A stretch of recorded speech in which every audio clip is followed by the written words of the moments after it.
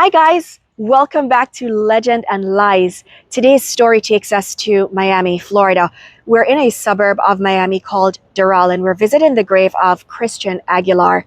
This story, honestly, is one of the most heartbreaking ones I've personally came across. Christian was only 18 years old. He was a freshman at the University of Florida in Gainesville. He was full of life, very smart. He actually wanted to become a biomedical engineer. He told his family that he wanted to give back. He wanted to help people. He was very close with his family. And he had just started school in Gainesville, chasing all the big dreams that comes with college life. Christian, you see, his parents had migrated from Colombia to Miami. And it was him and his brother along with his parents, and he was the first one out of his little family starting college in the US. So of course that was a big deal. On September 20th though, 2012, everything changed. Christian went missing. He was last seen with his friend Pedro Bravo. Now here's the thing, Pedro wasn't just a random acquaintance. They had gone to high school together, Doral Academy, which coincidentally is just a block down the street. But there was a lot going on behind the scenes. Pedro was obsessed with his ex-girlfriend, Erica Freeman, who had happened to be Christian's new girlfriend. Pedro found out about the relationship because Christian's ex-girlfriend had somehow gotten access to his email and had realized that he and Erica were now dating. Now, she went to Pedro and said, "Hey, do you know Erica and Christian are now together?" And that's how Pedro found out, because the truth is, Erica and Christian wanted to keep their new relationship on the hush-hush. And this did not sit well with Pedro at all. From what came out of the trial and the investigation, Pedro lured Christian into his car that day. He made it seem like they were just going to run errands, going to pick up some stuff at Walmart, and, just doing everyday errands. Well, he ended up beating Christian, strangling him, and left his body in a remote wooded area. Christian was missing for weeks. His family searched for weeks. The whole party came from Miami. His high school friends, his childhood friends, his mother's friends, his father's friends, everyone, the entire community went to Gainesville searching for Christian. And it was weeks later that his body was discovered in a very remote area in northern Florida. So Pedro ended up being convicted in 2014 of first-degree murder and ended up being sentenced to life in prison without parole.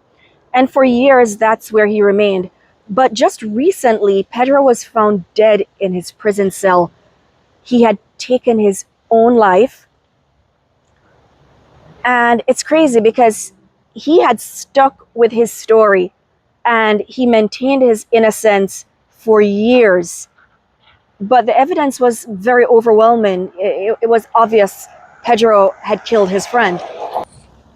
Now, I wanted to add that after Pedro was found guilty, Christian dad, he said he refused to celebrate because Pedro's parents had lost their son. He said, what's there to celebrate? He mentioned that the way they had placed Pedro in shackles, he felt sad for Pedro's mom to know that she had to see her son that way. And I mean, that just says a lot about the type of family Christian has.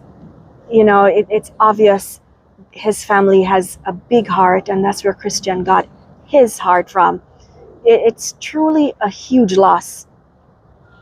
He was on his way to do big things. My deepest condolences to Christian's family. And here we go. Let me take you over to Christian's burial site.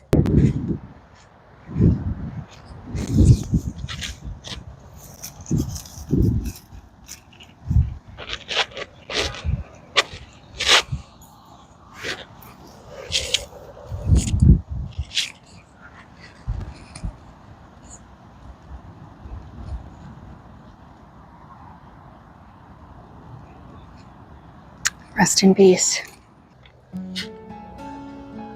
Christian Aguilar, born November 16th, 1993, died September 20th, 2012.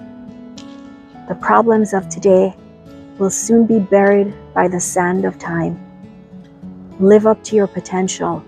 Keep your face to the sun, and you will never see the shadows. Amen.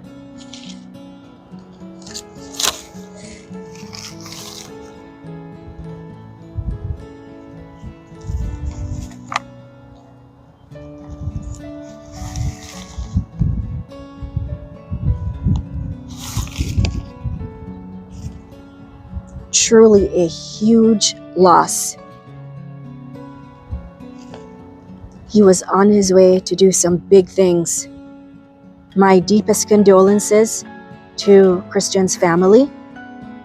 I'm sure they'll never forget his beautiful smile, his kindness, and his potential. May the souls of the faithful departed rest in peace.